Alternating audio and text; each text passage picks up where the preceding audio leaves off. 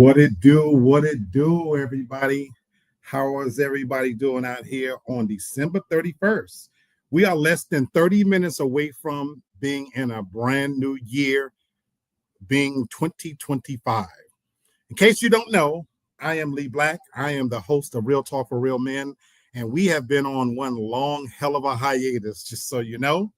But I wanted to pop in tonight because fuck it, I felt like it.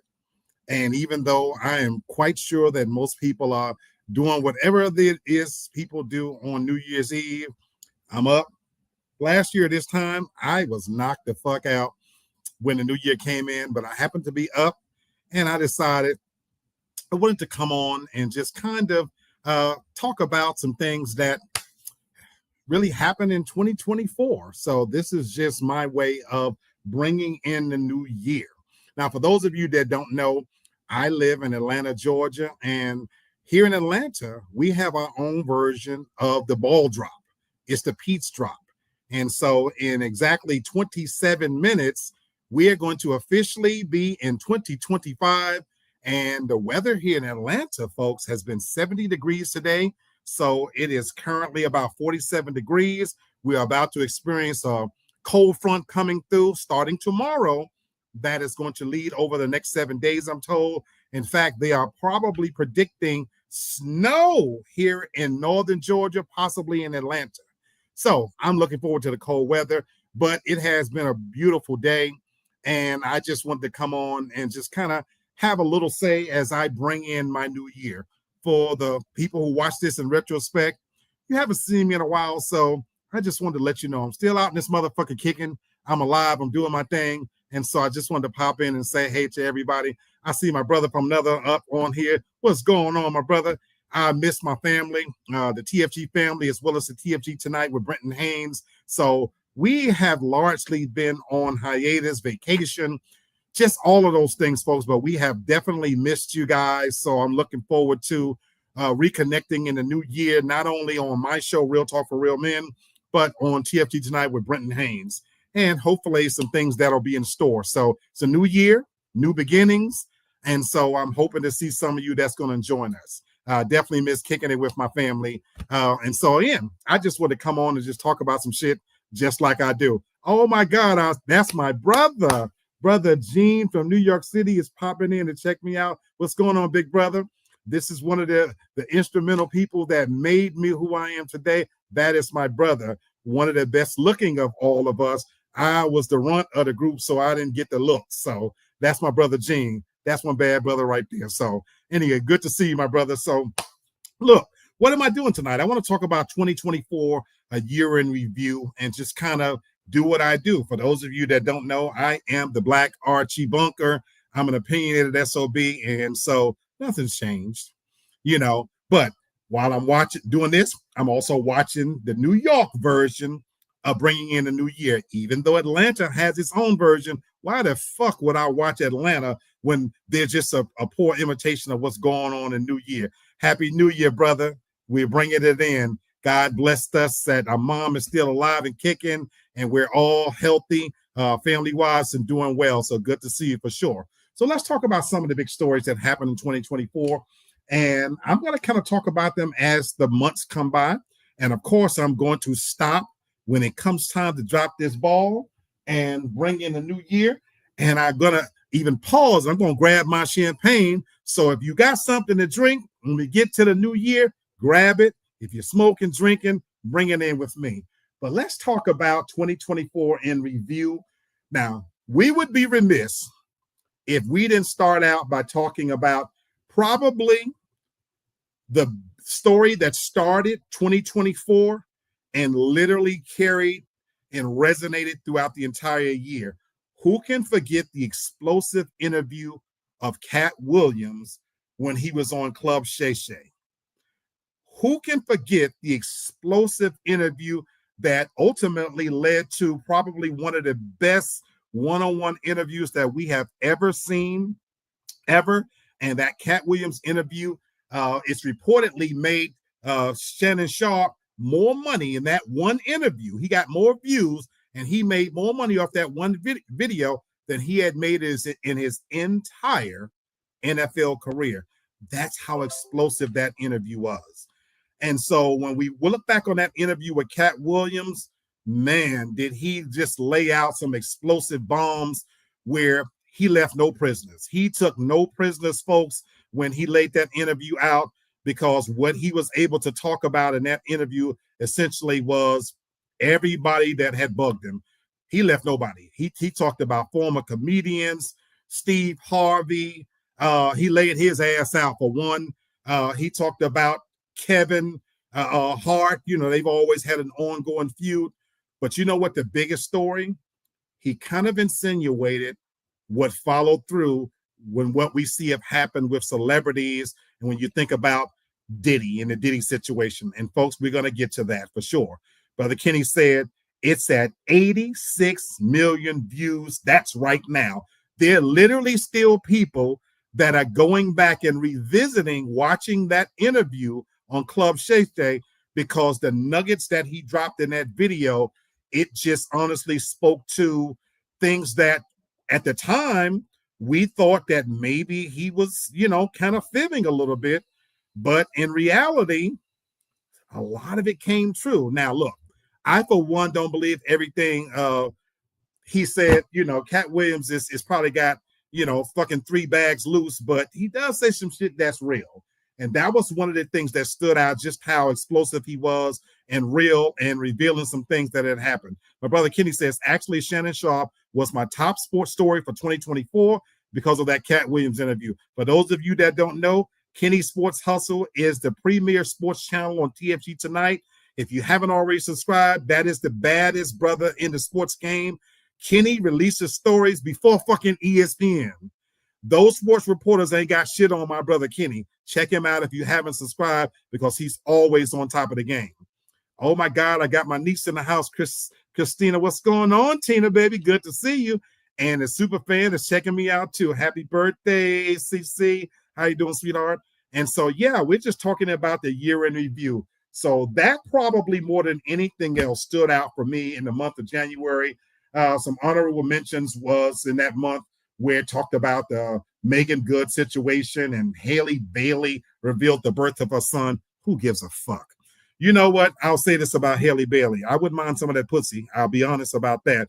But anybody who knows me and knows me, once that pussy get a seed in it, it's pretty much spoiled for me. That's not saying I wouldn't kick out of bed, but she's no longer the beauty that she once was. Anyway, kids having kids, that's a whole nother story. You know, Carolyn says, hey, Kenny, Happy New Year. How you doing? So let's go on to February, people. Let's talk about 2024, what happened in February. Well, what does February mean, people? Kenny, of all people, can appreciate this. February means Super Bowl. Super Bowl bound. And in case you folks have forgot, what did we have in the Super Bowl? Usher. Usher stood out in the month of February by getting his flowers while he's alive and solidifying his status as a bona fide idol performing at the Super Bowl party. And man, I got to tell you, it really was one of the best Super Bowl performances that I have ever seen. We're not going to talk about what happened last week on Christmas when Beyonce, in my opinion, put herself back into the ranking as well. But that wasn't an official Super Bowl performance. Tyra, good to see you, baby. Good to see you. Happy New Year, baby. Good to see you. We missed you on Real Talk for Real Men. I expect to see you back in 2025. But getting back to Usher, his Super Bowl halftime performance was all that and everything. But we as Black people, we found a way to shit on that performance as well. Some people talked about he danced too close to Alicia Keys, this, that, and the other. Folks, they're friends. She's married. He got married right before Super Bowl. They know what the fuck they're doing. And even if they are fucking, what business is it of ours? Let them folks do their thing. So I truly enjoyed the fact that Usher set the stage on fire for 2024 and raised the bar, because this is just one man's opinion. For those of you who were saying that West Coast Super Bowl shit was the best thing that you ever seen, fuck you and the horse that you rode in, because that was some bullshit. It was okay, but it wasn't the greatest thing in my opinion. So I'm glad that Jay-Z took the reins, brought R&B, brought entertainment back to the Super Bowl game. And of course, now we're going to have Kendrick Lamar coming up. I'm not too excited about that, but my brother Kenny, brother from another mother, he he speaks highly of Kendrick Lamar. I'm going to watch it. I'm going to try to watch it with a fair mind, but full disclosure, I am not a big fan of Kendrick Lamar. I'll get to that a little bit later. Let's talk about March, folks. We're marching through these months. What happened in March that really stood out? Well, this is where it began. The biggest story for March, is amongst the other stories, was that Beyonce released her country album, but it was overshadowed, in my opinion, with P. Diddy house getting raided. This was the beginning of the end. Folks, P. Diddy, I said this when it first happened, when the story broke about him and that lying, no good bitch, Cassie. I hate that bitch then. I hate it even now. Diddy, you're a motherfucking fool, because if you knew you were guilty in any kind of way, your monkey ass and you and them big teeth kids, y'all had an opportunity to leave this motherfucking country. For God's sake, at that time, you stupid motherfucker, your net worth was over $800 million. Now that they've incarcerated your big teeth monkey ass, you've lost literally $200 million, and they've seized all your assets, your passports. But at the time they raided your home, your big teeth kids and you were sitting around like you didn't have a care in the world, knowing good and goddamn well the moment that the FBI is looking at your monkey ass, you was caught then. You should have been burning every fucking electronic device that you own. You should have went to your ugly ass mama's house and burned her goddamn laptops too, you stupid fucker. The fact that they was able to go into your homes, raid that motherfucker, and take all baby oil and electronics. If you do have some things on there, then you deserve what you got, you dumb fucker, you. But that's what stood out to me in the month of March, that they raided his home. And once I saw that, once the feds get involved, they have a vested interest in seeing it through. It doesn't matter at that point whether you're guilty, because you were being tried in public, and public opinion swayed against you. And we as Black people, we do what we do. We're notorious for bringing down our own. We took the bait, and P. Diddy is now the butt in the memes of all jokes about baby oil and everything else. When did it become illegal to use baby oil? I have fucked with baby oil many times because I'm too goddamn cheap to be buying that Glide shit. When you're trying to get up in some pussy, does it really matter what kind of lubricant you use? Now, if he's putting other shit in there, that's a whole nother story. But even if you listen to the line, no good bitches from the Me Too who are going back 20, 30 years and talking about, so bitch, if you made it inside the house, you intended to get sucked and fucked and stuck on. That's in my opinion. So fuck you bitches. But that's just my personal opinion. That's one man's opinion. Anyway, the other story was Beyonce releasing her album, the country album. And as we know by now, she pretty much got blocked out from the Country Music Awards. And although I wasn't a fan of her album, I'm a fan of Beyonce. Her and Jay-Z are marketing geniuses, and I love that she used the Super Bowl as an opportunity to cross over into the lane of Taylor Swift and create another avenue of revenue so that she can keep bringing that money in. Bravo, Beyonce. Let's talk April, folks. What happened in April? Well, the NCAA championship victory. And even though leading up to that point, the big story was the WNBA and Caitlin Clark and that other big-eyed bitch, I can't think of her name now. They've become the two standout performances. And look, folks, I said it then and I'm going to say it now. Even though Dawn Staley from South Carolina won the whole thing, she was really overshadowed by Caitlin Clark. Caitlin Clark brought millions of eyes, views, and money, economics to WNBA. And I got to tell you, a lot of you Black women, you were hating on that white girl. Yes, I said it. Thank you, Brother Kenny. Angel Reese. Angel Reese and Caitlin Clark are the two standouts. Angel Reese is creating her own lanes now, even though she actually gets me sick with her big goofy-eyed ass. And anytime somebody says like they want to fuck her, all of a sudden we're being, we're speaking out of our lanes. Look, if you're going to wear shit that you highlight your pussy and ass, I'm going to look at you, bitch. So, when did it become illegal, for me to want to fuck a big-eyed bitch that's always looking like she want to sell some pussy? So anyway, that's just my take on it. But Caitlin Clark, a lot of these Black women, specifically in sports media, was hating like a motherfucker on Caitlin Clark. And Shannon Sharpe and Stephen A. Smith said it then, and they stood by it. They was only trying to make the point that this girl was bringing eyeballs and money to the game. Why not embrace it? White people have rode the coattails of us for so long, and they continue to do so. Here was an opportunity for you dumb nappy head black bitches to ride our coattails, and you fighting against the mouth that feeds you, you stupid bitches. And that's the reason why I said from the very beginning, I don't even watch the WNBA. I personally am not a fan of it. I don't want to see no big butch bitches running around playing basketball. That's just me. But I ain't hating on nobody's bag. Yes, I said it. Another story that happened in April was O.J. Simpson died. The Juice passed away. Look, we all know O.J., and you can feel however you want to feel about him. I'm glad he got away with it. For once, it went his way. Do I think he killed them people? You goddamn right. I love the fact that he lived his life out loud, out proud, even after getting off from it. He still played golf with his bad motherfucking knees every day, and he died without giving them motherfuckers a dime. Go ahead, OJ. Peace and love, my brother. All right, let's talk about May. What happened in May? So there was a couple of little minor things that happened in May. You know, we had the Kelly Rowland incident where basically at the Cannes Festival that she felt kind of overshadowed, you know, by the questions about Beyonce, this, that, and the other. Kelly, get over yourself, baby.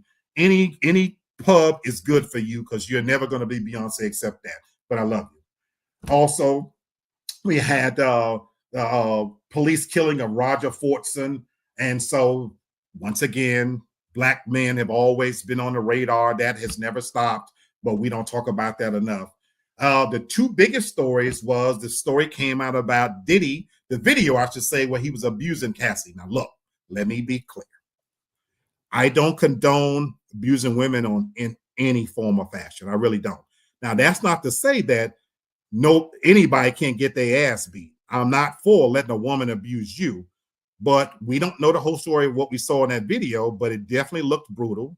Having said that, I'm not about to sit here at the same time now and fall all the way over and make her the victim either. This bitch stayed with him for over 10 years. She waited until she separated, got married, had kids, and now coming forward. For all we know, she liked to get her ass choked and beat. I personally know a lot of bitches that like to get slammed up against tables and pushed around, and I'm gonna put a belt around many a bitch's neck, and they loved it. That's just me. Now, as far as Cassie, this bitch got a bag, and she started all of that, so I still don't see her as a victim. Having said that, Diddy shouldn't have put his hands on her, but that's where we needed some old school justice. Fuck the cameras. You motherfucking handlers, hanger-oners, sycophants that was in Diddy's court, don't come coming forward now talking about how horrific it was if you knew he was beating her ass and you didn't do anything about it then. If you didn't step in then, you're a fucking coward then, and you're even a more despicable human being now. You don't get to come back in retrospect and say, I knew it was happening, but I didn't want to do anything, you sacks of shit. And you, young lady, don't you have a father, brother, uncles, cousins? Why didn't they whoop this big teeth motherfucker's ass? Who did you tell if he was kicking your ass? So I'm going to put some of the blame on you. And that you held it all these many years, that's part your fault, in my opinion.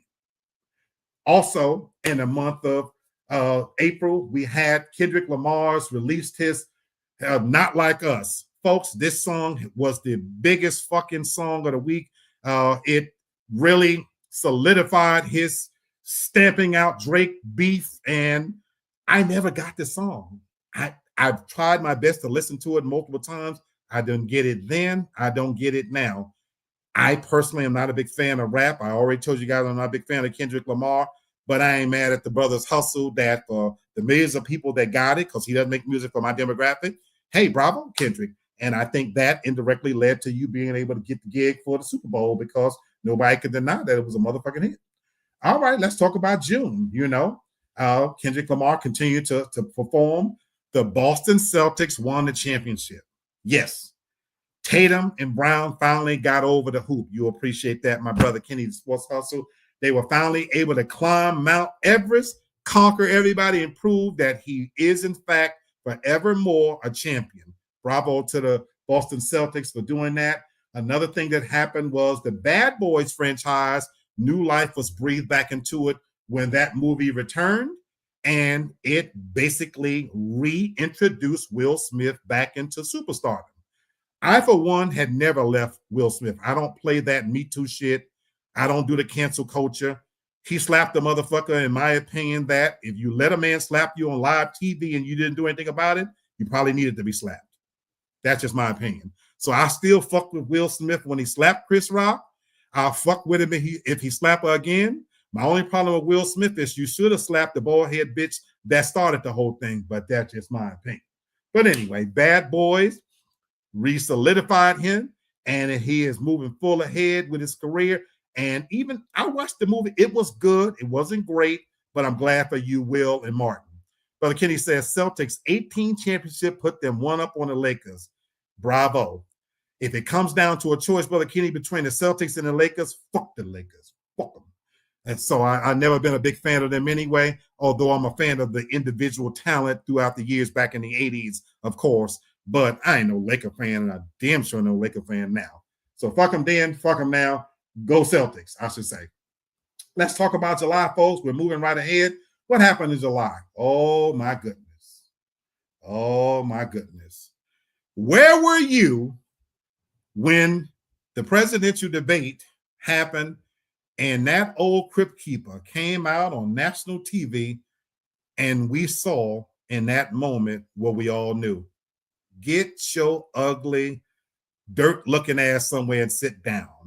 On live TV, he shit himself and had to remove himself from the race. And that's when they put Kamala Harris in a god-awful position of having a little bit, about 100 days to mount a challenge to Donald Trump, who had been running for re-election for the last fucking 5 years. So shame on you that she lost the moment. She never even had a fucking chance. But that crypt keeper stepped aside. And how the fuck did he still become president? Last time I checked, if you're not able to run for re-election, why do you take your monkey ass home and just give up the presidency altogether? But again, that's why people fight. Kenny says, I can't rock with you on that one. I get you, my brother. You know I'm an opinionated motherfucker for sure. But anyway, Kamala Harris announced her presidential bid in July, and off we were running. And once again, my people, we know the end result. She never stood a chance. A lot of you black women, you didn't fuck with her from the gate because how dare a black woman ascend to the top? You white bitches, you never was going to put a black woman in that seat. And the shame most of all for the black men, in my opinion, because you hated on this sister against your own better interests. That's my personal opinion. And I knew from the beginning this young lady didn't stand a chance. Okay, let's go to August. We were in full Olympic season at that time, and the people that stood out in the Summer Olympics was Noah Lyles, becomes the 100-meter world champion at the Paris Olympics. Simone Biles becomes the most decorated gymnast in history, and Jordan Childs won the Olympic medal when he was disputing it. And so the Olympics kind of took our attention away from what we knew was coming, which was all the bullshit over the election campaign. So Olympics, I watched a lot of it. You know, wasn't the greatest thing, but it took my attention away from watching the bullshit. That leads to September, and that led to that debate that we saw between Donald and Kamala. That was the biggest thing that stood out for me in the month of September. Of course, Diddy got arrested. James Earl Jones died. Beyonce got snubbed from the CMAs. Frankie Beverly passed away. Rich Homie Quan died. Tyreek Hill was detained. We had a lot of shit happening in September, but the story that stood out more than anything else was that debate between Kamala and Donald Trump. And in that debate, she ate his motherfucking lunch. I loved everything she said. I wish she would have been even tougher. But looking back on it, she did what she could in the amount of time she had. And so bravo. Let's move on to October. We saw something in the NBA that we had never seen before. Bronny James officially started on the same team with his pop. LeBron and Bronny made history as the first NBA's father-son duo. Wow. Also, Beyonce, a lot of the entertainers, Oprah, they publicly backed Kamala Harris. And for the presidential campaign, we know how that turned out. And DDG and Haley Bailey called it quits. Did we really think that shit was going to last? He got that pussy when it was at his height, put a seed in that pussy, and went on about his way. Bravo, young man. And now, if you're smart, make that bitch pay you child support. Let's go to November. Oh my God, folks, the fight between Mike Tyson and whatever that white boy name was. Oh, that was a fucking travesty, folks. Obviously, Donald Trump defeated Kamala Harris. I'm not even going to consider it a big story. We knew it was going to happen. Quincy Jones passed away. And then that bullshit travesty of a fight between Mike Tyson and whatever the white boy name is. I'm so glad that I was able to watch that shit free as home because I laughed and I laughed and I laughed at those dumb fuckers who paid money to sit in there to see that bullshit. Mike Tyson humped his ass on the way to about $20 million. I ain't mad at you, Mike. But again, that was a fucking travesty. And that brings us all the way up to the month of December. Well, here we are, folks. Last day of December. Beyonce was named the greatest pop star of the 21st century. How could she not? When you look at last week's performance on Christmas Day, when she performed a bevy of her country hits from the album, the same album that the Country Music Awards told her wasn't country. Whether you like Beyonce or not, for you bitches out there who hating, that's one bad bitch. Give her flowers. She has absolutely solidified herself as one of the baddest bitches in the game, and it is what it is, folks. And so even though I personally didn't like the album, her live performance of it was absolutely stellar, magnificent, and she did her motherfucking thing. She set the bar high. So Kendrick, next month, you better come with it, brother. Okay, folks, that is my year-end review, and we are literally 2 minutes away from New Year. Jake Paul was the name of the white guy. I'm going to pause for the cause real quick. I'm going to grab my champagne, grab your drink, grab your smoke as the countdown begins, because I want to be watching this live with you. We are down to about 2 minutes, folks. So let me open up a bottle of champagne so I can pour my bevy and officially welcome in 2025. So let me pause for the calls. Grab your drink, grab your smoke. Thanks for popping in and checking me out. I ain't going nowhere yet, but I'm going to go off camera just for a quiet second.